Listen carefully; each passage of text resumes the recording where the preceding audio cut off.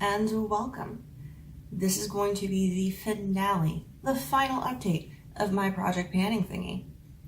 So I started the project pan with 11 items back in October of 2018.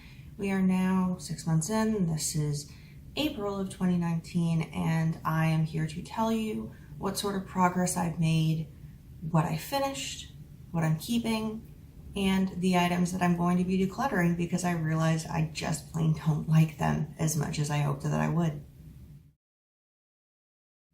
So, as we had gone through the updates for my project panning thingy, we had slowly worked our way through 5 of the products in the pan. If you will recall, the first one was the Magic Perfecting Base Primer by Loreal, and I will throw up pictures somewhere. Then we had the NYX Cosmetics Pump It Up Lip Plumper, the Balm Cosmetics Brow Pow that I was using as a contour, the Hourglass Mineral Veil Primer that I finished rather recently, and the SuperStay Foundation by Maybelline. So out of 11, I managed to completely pan 5, considering I wasn't necessarily making it a goal to finish everything. I'm very proud of myself for what I managed to accomplish. First off, we have the Beauty and Kindness setting spray. So if you'll recall, I started out up here. I am now all the way down to here. I've been using this primarily to wet eyeshadows. I haven't really been using it as a setting spray, but that is primarily because the nozzle is kind of uneven. I wind up with just a whole bunch of droplets in places that I don't like, and that's not necessarily an issue with the setting spray itself. That is simply, the container that it is being stored in. So I will continue to use this, especially when it comes to using a wet brush on eyeshadows. I will eventually finish it. It'll show up in an empties. Not sure how long that will take, but it's still in my collection and I'm still working on it. Okay, then let's talk about my swap-in for the strobe lighting palette from Makeup Revolution that I very quickly realized I hated more than just about anything else. So this is the Ambient lighting powder in Ethereal Light, and I will throw up a picture of everything. Obviously, I have hit the little waffle pan on the bottom. I'm still working on it. There still is a little product in here, and I will continue to be using it as an all-over setting powder. I do enjoy it. It's not like a mattifying finishing powder because it does give that really nice glow to the skin, but there are definitely days where I'm using a matter, more full coverage foundation where I like this. I want this to be part of my whole makeup routine. So also staying in my collection and will eventually show up in an empties. Then there's the Wet n Wild highlighting powder in the shade Blossom Glow. Oh, this poor thing. If it wasn't so pretty, I would have made a lot more progress. But as you can see, I have still managed to avoid the flower because it is pretty. I have never been one to understand buying, fancy pressed cosmetics simply because you're going to use it, you're going to destroy the design that's pressed into the powder. What's the point? Now I understand. It's just so pretty and I don't want it to go. It's just a flower. I don't understand why I'm so attached to this emotionally, but I don't want to hurt the flower. So, I'm slowly but surely digging down in the corner. I will continue to use it. It is absolutely a beautiful highlight. Blossom Glow in particular seems to always be the one that is sold out. So if you do happen upon it and you're looking for something that's just so light and pink and you can sheer it out, but overall it's just so freaking stunning. So it is definitely going to continue to see use. It doesn't accentuate texture at all, in my opinion. I just adore it. So not done, but that's fine. I will continue working on it.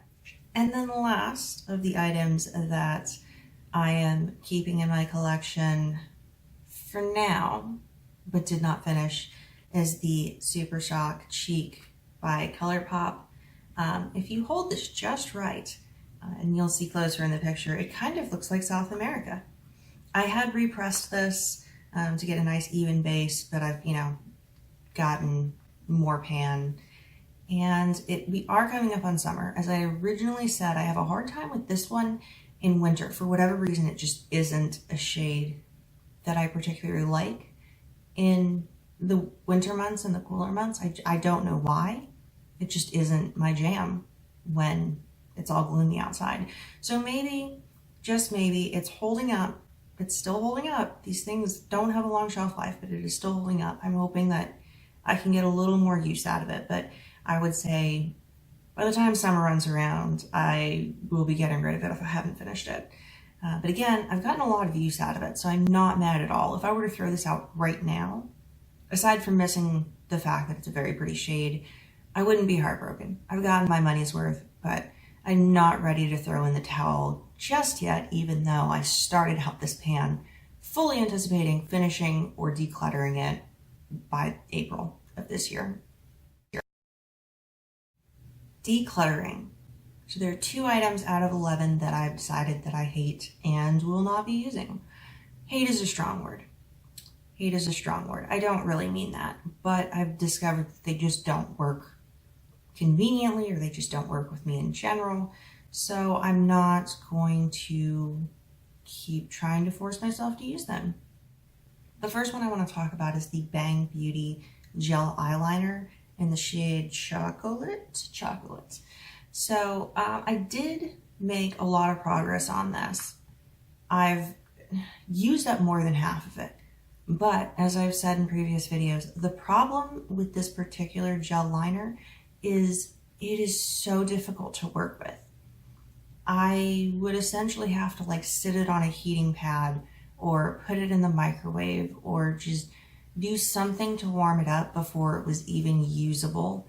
And I've been using this as a brow pomade, so it's not like it needed to be super creamy, but just getting it to a workable consistency has been such a pain that I don't even want to try anymore. So it is going to go in the trash.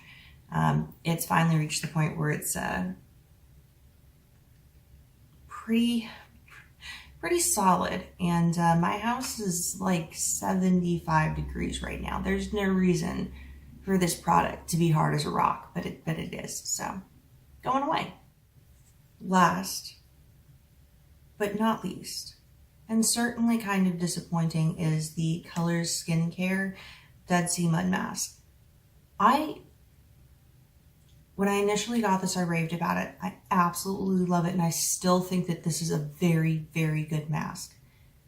The problem is, between how dry the winter has been, how hard I've been breaking out due to, the hormone treatments for the endometriosis, I can't use this without severe skin irritation.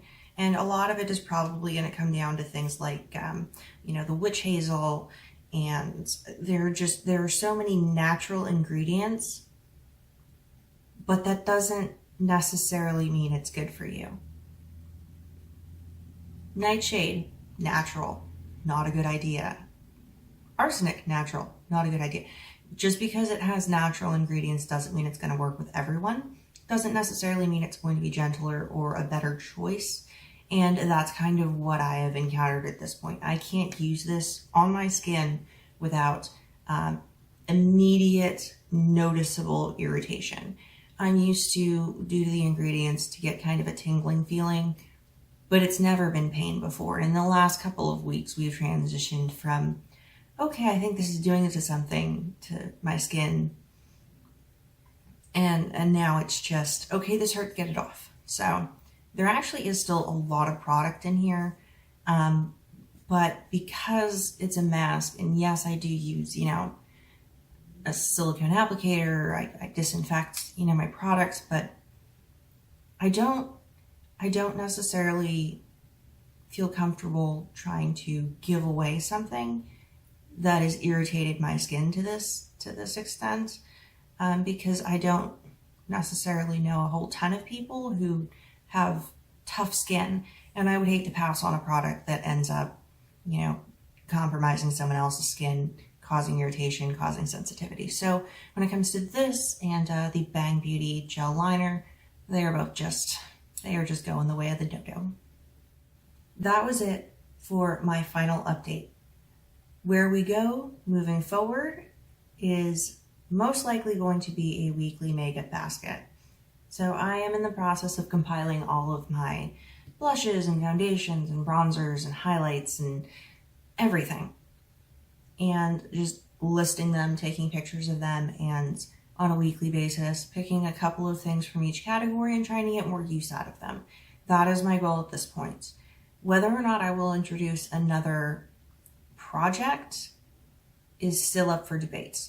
I'm trying to get back into more frequent filming, and I'm not entirely sure that I'm willing to commit to another full project pan at this moment. However, weekly makeup basket, I wear makeup on a daily basis anyway, so what's the harm in trying to prioritize a couple of products? So please look forward, keep your eyes out for those types of videos coming within the next week or two. I'm in the process of picking out the products for my first week, but that is it. That is everything for my project panning thingy finale update. I hope that you had a wonderful day or night, depending on when you are watching this. I hope that this was interesting. If you like my face and you can't wait to see what I throw in a basket that is literally made of metal, it's a metal basket. It's like a tiny shopping cart. This could be adorable. You don't know. You want to come back. Or don't. I'm not the boss of you. But if you do choose to stick around, I will see you in my next video. Peace.